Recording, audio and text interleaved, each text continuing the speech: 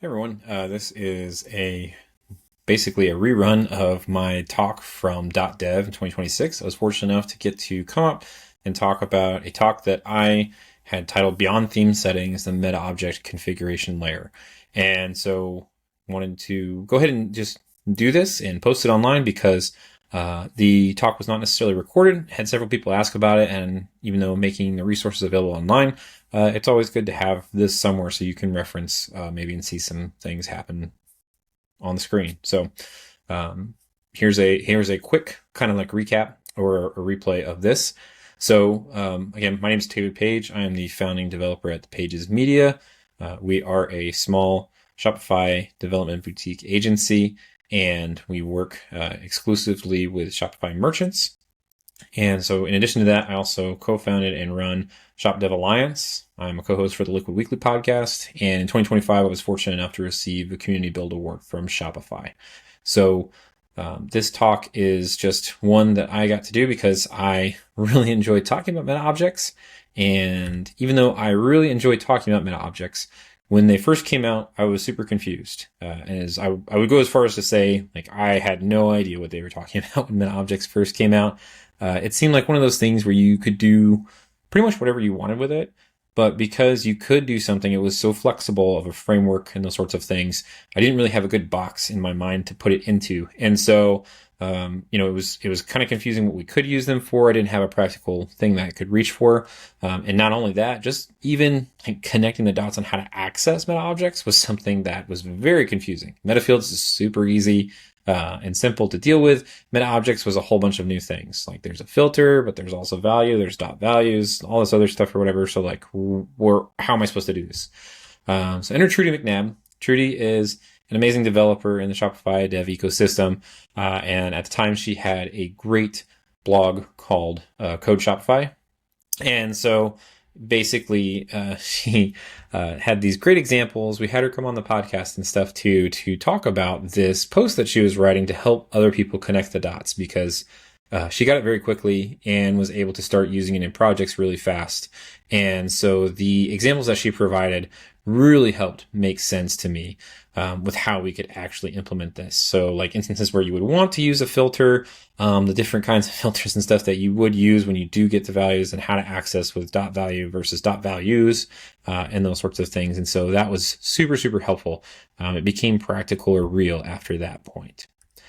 So fast forward to now, I'm giving a talk on Metaobjects. And so I went from it being a super confusing thing to a pattern that I use pretty much on every build. Anytime we're doing anything, any version of complex when it comes to some kind of a product configuration, which is what we're going to talk about today. We're going to use a real simple example, basically where we have this first pattern of a standard product configuration meta object. So this is something where when you have to extend the existing data set that you have, if you don't want to dump a ton of meta fields into a space, a meta object is a great, really clean way to provide this and then be able to access it as you need it. And then the expansion was, we started using this on themes and then found out, the great thing about meta objects is you can get to them pretty much anywhere that you want to on the storefront with a bunch of other things.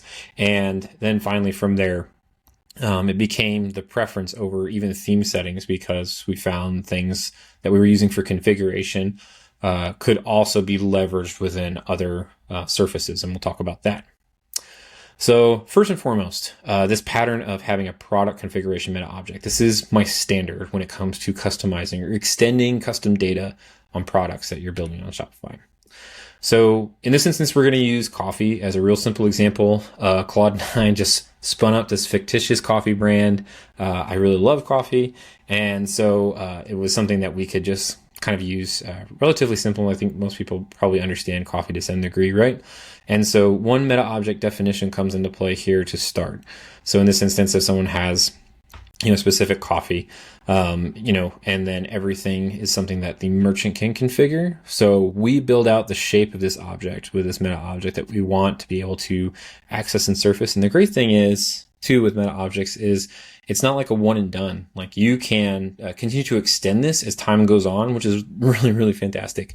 Being able to not just be in a position where it's just the one time, but be in an instance where you can actually, set this up initially, and then as the product needs become more complex or you build out more features in the future, you can continue to extend as you go. So, and again, for like real simple purposes, Metaobjects is like a collection of these metafields, but we can access them all through this Metaobject very easily. So that's all well and good, but the piece that I really struggled with and that this started to become like very, very helpful for me was when I got to the point where I could use the Metaobject in all the instances, because it didn't make sense where, okay, like you have to access it via the handle and all this other stuff or what have you. So like I create like based on the product name or whatever, so it matches. That didn't make a ton of sense. So the simplest and most straightforward way that I would highly recommend you consider doing this is connecting it with a metafield. So you can create a single metafield reference for something like product configuration, product config, coffee config, and those sorts of things is the example that we're using here today. But if you create a product metafield with a type of meta object, just a single reference, then now every time you can reference directly into that metafield and drill down further into that meta object as you need to. This is really nice too, because you can define it once in a top level kind of type file. So something like your main-product.liquid or whatever kind of type thing. And then you can pass it into snippets as you need to. So we define that once, it's like coffee config, and then it's accessible everywhere for the values that we need in all those places. Okay. And that's just the one way to do it. So like obviously the huge benefit as well, once we make this a meta field on the product itself, you can actually tap into it directly through dynamic sources as well. So if you're in the theme editor and those sorts of things, the customizer, then you can actually drop in as a merchant. You don't have to touch code at all. If it's configured in a way where it's connected via the meta field, you can just go up to the dynamic sources, click into that, and then you can surface whatever specific information that you need there. You don't have to have a developer come in or whatever. Merchants just create the meta object entry, and then it's connected into the template. Everything auto updates, everything's dynamic in the way that you would expect it to be, and those sorts of things. And if it's not applicable, it doesn't show up, which is great. So same thing that I referenced earlier as well, like being able to like define ones and pass into snippets. This is one of my favorite ways to do it. Like I said, in a main-product.liquid file or something like this, if you're actually touching code and those sorts of things, we just access this by like defining it once, and then all of these values, so like roast, tasting, and brewing, you define it here and then you pass it in. So it's very, very simple as far as like how you access it throughout the shop. So same data, different ergonomics for different jobs. So the exact same thing that we were just talking about, just like different ways to access this. And so that's great for merchants. It's great for developers. It's great for everybody that's in between those two, for people that are maybe just setting up content and those sorts of things as well. So this was super helpful when we were trying to like not just dump a ton of meta fields right into the admin, because at the time too, you could only pin like 25, I think, at the most. And so we had, very complex meta objects or series of meta fields, and in instances where you have maybe shops with different types of products as well. This starts to get really hairy with like different meta fields that don't like necessarily matter and those sorts of things. And we're cluttering all this stuff up. A lot of that has been solved with different things like being able to assign via categories, stuff like this. But I still think the cleaner way to do this is with something like a meta object like this. And so, and a big part of that is because of like where we can access this more than just the theme. So another like really great example that we can see as well is Metaobject pages. So something that people don't always realize necessarily is individual entries into your Metaobject here can be used as actual pages. So you define like the URL, so it'll be /pages/ something that you define. So in this instance, we would use like /coffee, and then we would have the actual handle. So in this instance, we do it as the product name. So it's kind of like these additional pages where we can actually promote these and access different information that we might not necessarily want to surface directly on the product page, but maybe it's used for different promotions and those sorts of things. This is a great way to create a bunch of landing pages and all that other stuff as well. Again, like all that information that's there and available to you is accessible directly there. Shopify Flow. So if you, for instance, want to make sure that there's certain things that your team needs to know when an order is created or whatever, you can use an available Shopify Flow trigger, like I said, order created in this instance, and we can actually access that information that's part of that meta field that drills down to the meta object on the order itself. And so whether you're having to like write more information to the order and those sorts of things just to let your team know, there's a lot of different ways that you can do this and what have you. So it's very, very helpful that you can access the information as well in Shopify Flow. Structured data. So everybody is just as concerned with having LLMs and those sorts of things be able to access your data. And so first party data with LLMs on Shopify is going to be things like, your standard object stuff like title, description, and those sorts of things. And then even further than that, it will extend into your category metafields. So your standard category metafields, this is why it's really important to make sure that stuff gets filled out, because LLMs and stuff like this, product taxonomy is set up and those sorts of things, you can actually access that information very well. However, in a lot of instances, things don't fit as neatly into all those boxes. And even in the product description, it's only so many characters that are even consumed. And so a great way to make sure that this gets surfaced in another fashion is going to be structured data. So your structured data is stuff that you can include yourself outside of the traditional schema that's provided, right? Sometimes a shop's theme will provide this and those sorts of things. So you can extend this even further and you can include your own custom markup here. And so that's been very, very helpful as well for folks that we're working with to be able to ensure that the information gets updated in one spot and then it's accessible everywhere that we're including it. So in this instance, the structured data is very helpful because, again, that's information that's being surfaced to agents. So one definition, and again, like the power of all this is like there's no duplication. So you're not doing a theme setting and then something for another page that you're using as a landing page, and then you need that information passed in Flow. Not all this, like you don't have to update all these individual surfaces. All the data is flowing from the same spot and it's accessible in all these places. So the next piece to this, third-party sales channels.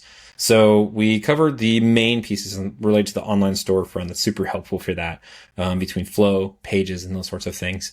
But we ran into an instance where we had a bunch of custom products and stuff that we needed to extend outside of theme settings, but they were completely inaccessible. And so we were duplicating a lot of data. And so what we ended up doing was we kind of tried to figure out a way that how do we avoid having to duplicate in multiple places, right? We don't have to want to update our available theme settings for custom product information that we have to pass in through the order, maybe by the customer election. So if we're customizing a piece of jewelry, for example, and we want specific things stamped on it, or specific charms or different things like that, we don't want to have to make that available in our theme settings where that's always lived before historically maybe, and then also have to make sure that it's updated and they sync one-to-one in this third-party sales channel. And so because they don't talk to each other, that is completely inaccessible. And so what we ended up thinking about, or running into, if you haven't already guessed, theme settings are pretty inaccessible, but Metaobjects are pretty much infinitely accessible. Anywhere that we need them, they're accessible via the Storefront API. And so if you need to access something, we can actually get to them in all these different places. And so by moving our config then over, and again, because we can get to it in the theme very easily, and we can pass that in as we need to, whether it is custom elections and those sorts of things that you can pass in as line item properties or something like this, you would set it up in one spot and then you just extend it even in that third-party sales channel to include the information there as well. Because as long as they know the reference of we're drilling down into this product metafield, that is a type of meta object, and then this specific meta object, we can actually get to the information as long as we can provide that information. So again, the nice thing is, in one spot, we're delegating that to everywhere. And then I also didn't cover, but checkout extensions is another instance or another surface that you can do that as well. And so we'll do a quick demo here to so you all can see what that looks like. So the website here is just fieldnote-roasters.netlify.app. This is just a quick reference for you here. There's a dev shop on here. The store password is just Metaobjects. It's right there. You can copy it very easily.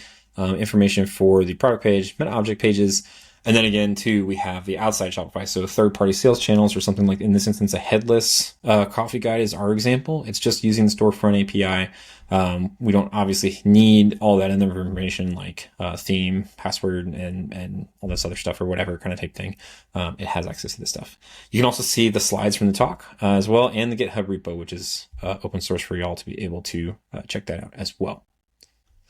So this is our shop, and I wanted to just kind of like go into this really quick because I want you to see the Metaobject first, so that way you can kind of get an idea about like what this looks like. So we'll drop into our products here, and so I'll drop into reserve roast because this is the first product that was created, so it's the most filled out for everything. You can see we've got all the information here. I'm going to keep scrolling. We've got category metafields, and if we scroll down here, we've got our coffee configuration metafield. Okay, so there's a product metafield with a coffee configuration Metaobject type. I'm going to go ahead and open this so you can see what this looks like. And this is just all that it is. Like in this instance, again, it's just referencing the specific coffee configuration metafield. Okay, or Metaobject, I'm sorry. And so if we want to like jump into that to see what that looks like, you can see here, this is all that it is. It's nothing terribly complex. This is a pretty simple example. And then I talked about using Metaobject pages later. So you want to make sure when you go into Metaobject options, you scroll down and you want to select this publish entries as web pages. You can see here, you can even choose, like if you want to create a special title or meta description for this, you can actually include this yourself. And then there's obviously the handle that we would include here. So again, that's /pages/ and then in this instance, whatever we want it to be. We're choosing coffee in this instance, and it goes from there. Okay.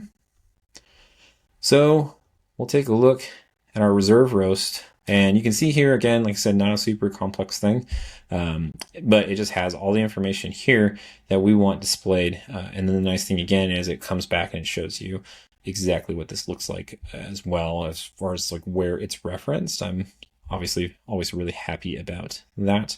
In our instance, we actually, you can see this search engine listing is blank here. If we wanted to fill this out properly, we do have a description that we can include here as well. Okay. Okay, so far so good. So this is our little coffee brand, Fieldnote Roasters. And so I wanted y'all to see what this looked like here. And this is just an example. If we go into this page, you can see we've got things in here like the tasting notes. We've got different information about like the process and those sorts of things, size, and then the grind. And so the cool thing about this is the only thing in here that is a variant option on this page is the size. Everything else from grind, tasting notes, all this stuff is being surfaced directly from our Metaobject entries itself, which is pretty cool. I think it's handy to be able to see this when it comes to like all the different things that we can do here. And so I'm going to go ahead and view all origins, and we're going to find one.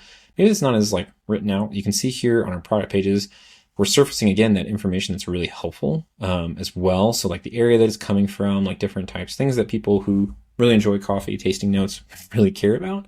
And so we're making that accessible here as well. And so you want to make sure that we, in some instances, oops, I'm gonna go here. For instance, to another one, like we don't actually have all this information. We've got some information, but not all of it. So let's take a look. I actually don't think I want that one because I do have tasting notes still in here, but we'll go ahead and use something like this. So Peppermint Peak, as an example, we do have some information already on here as a fallback. And so what I want to do then, because we want to go ahead and make this more built out, is we're going to jump back into our products. And we're going to go to Peppermint Peak. And so here's what I typically do. I'll create an entry here. And you can see the ones in here, but a lot of times you'll have so many, you won't be able to find them all. And here we'll see there's none for Peppermint Peak. So we're going to go ahead and add that. And you can see here, I can just go ahead and include the name. We'll go ahead and include some information here. If you need to add some additional tasting notes, we would obviously recommend doing that. For now, I'm just going to click through some of this stuff as well. Okay. Just so that way we have it. Okay. I have no idea about this information, and so we're gonna just throw some stuff in here. Okay. And we'll go ahead and save. Okay. And so we've created this Metaobject entry, but you need to make sure that you save up here too. Product has been saved. Okay, so you can see here we had stuff like tasting notes here that were dropped in from other fields that we had. And so if I do a quick refresh here, You can see now this is all changed to update with the information that we want to include. So it has a lot more information specific to like what we're looking for as well. And then you can see down here, we have things like cold brew and pour over. So it's got some extra recommended brewing times and stuff like this. And so that's all well and great and all. And like this is just to showcase again how we're handling this from the storefront.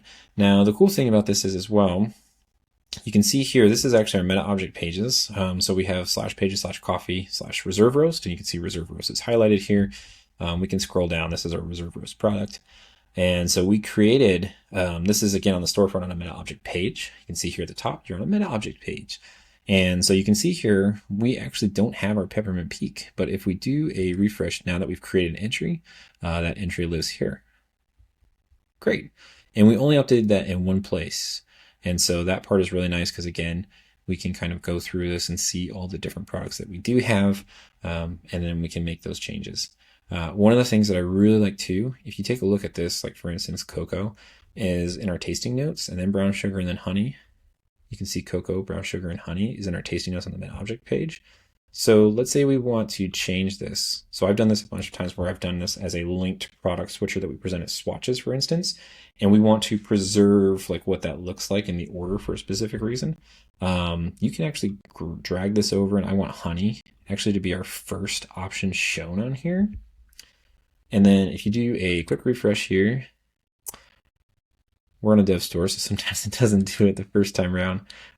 You can see here, honey now is in there. So it respects the same sort order as your actual, what you have on the back end for the Metaobject, which is really cool.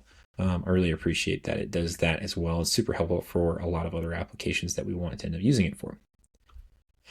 So same thing, this is now the Storefront API product page. This would be an example of if you're implementing this on, say, a third-party sales channel or something like that, that uses, most instances you're going to use something like the Storefront API, right? And so in this instance, same thing, like this isn't on our storefront at all. This is on our fieldnote-roasters.netlify.app, totally separate from our store domain. You can see peppermint peak does not list on here, but if we do a refresh, now all of a sudden it is.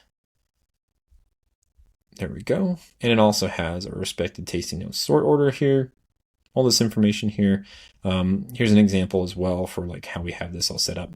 So you can see how beneficial this is going to be, where it's extended across multiple surfaces, I'm sorry. And so like this is not only on our actual storefront via the product page, it's on the collection pages, it's in other pages that we're surfacing via, if we're choosing to pull that in, it's in our Metaobject pages, and now it's even on like third-party sales channel or headless implementations. So something like this where we're using the Storefront API. So another thing I like to call out, or something that I've used before as well, we're gonna go ahead and get rid of this guy. So we've got First Frost in our cart, and we're gonna go to checkout. And so we are surfacing in this instance something like a mystery sample. So this is where sometimes if we're trying to like move more product or those sorts of things or what have you, maybe we have, a product that is available, maybe just on some kind of a discount, right? Or whatever kind of type thing. In this instance, we're going to give someone a sample for like a small amount or whatever. We don't offer a 5 ounce or whatever in anything else, but 5 ounce for $3 is pretty good. And so, this is something maybe people want to use as an example. What I want to show off though here, like I said, since we're using this in checkout extensions, is you can actually configure this again from your products. So for example, we've created a mystery sample as an unlisted product. It doesn't show up on our storefront necessarily unless we're trying to link to it specifically, and it's included in the sales channel. Now, we don't have an actual product tied to this necessarily or what have you, and this would need to work with ERPs if you have to pass in specific SKUs or what have you. But right now it's using the field blend, right? And so this is why this information that's on the actual checkout currently is up as is. What we want to do then instead, like let's say we actually want, we want to move this over to our peppermint peak product now that we have this available. I'm going to go ahead and save that. Okay. And you can see here, we have some different product options here. But if we do that refresh again, you can see here now our mystery sample has changed. The product information is Kenya. We've got honey, cocoa, and brown sugar. That sounds a lot like our peppermint peak product. We'll go ahead and add this to the cart. And you can see here after I've added it, you would probably in most instances want to make this a hidden option or whatever, maybe something that shows up later kind of type thing. That way people aren't just like testing it out really quick in checkout. But for demonstration purposes, I'm using this to where it shows up as Peppermint Peak directly. And again, same thing, since we're using this as custom attributes and those sorts of things, you can pass in all of that information in through the orders here. And so in this instance, for instance, we've got, the grind type and stuff. And in an earlier example, I was using Meridian. And so that way people can know on the end set there how that gets used. So the same thing can be used with Shopify Flow and all these other things. You can extend the product data and those sorts of things and structured content. But you get the picture. The nice thing is that just like we did with the tasting notes, you update in one spot and it updates everywhere. You don't have to worry about changing all of these different surfaces so that way they match. Every individual surface can be used. Okay. So we did go over this checkout UI extension option as well. In my instance, we were using kind of like an upsell for like a mystery sample product. But you can do this specifically to showcase maybe custom information and those sorts of things. Like if you want to do a different like checkout promotion for like only certain eligible products and those sorts of things, you could surface that information directly in checkout that way. Really easy to do custom messaging and stuff like that. You could do custom testimonials and those sorts of things that are tied to an individual product that surface via their Metaobject as well. Really, really very powerful, very flexible about how you can use that. And so again, one edit, multiple surfaces all throughout, and you're able to do that very cleanly without having to worry about making sure all of those are in sync. So the pattern behind the pattern. So the thing that actually makes this work, I would highly recommend not being afraid of like linking Metaobjects to more Metaobjects. So I'll give you an example. I kind of like touched on this briefly earlier. And it's kind of the same thing with like tasting notes or flavor families and stuff that we would use in this Metaobject. But probably the most common one that I've used it for as a way to kind of get around that 100 variant limit early on and those sorts of things. We actually created instances where, you would have different linked products. And so we would present them like swatches. So people would land on that, and then you can choose to either update with section rendering API directly on the page, or you can even just do a straight URL over to those pages and have those show up as linked. Now, if you created a Metaobject, for instance, that was a list type of specific product options, you could then, like I should with tasting notes, make sure it was preserved on the order. So you would select one of those Metaobjects that was a list of other Metaobjects, and this would allow you then to present these kind of like product swatches or variants on that specific product. And again, this kind of like configuration hack, if you will, was one way we kind of screwed around having to worry about the variant limits, and in a way too where it helped break down individual SKUs instead of having to use something like maybe an options app or something like that or whatever. There's a lot of different instances that can do that. And believe it or not, like merchants are actually really great at latching onto this. So the folks that I work with, I was more worried about giving people something like a JSON field and them having to worry about like a messed up stray comma here and there, what have you. This is infinitely easier to deal with. They're not having to touch code. It's just configuration, and they already know their products. And so just connecting those and surfacing those in a way that's easy for them makes it a win. You can also obviously do this with code. But the real power of this, again, is giving some controls back to the merchants.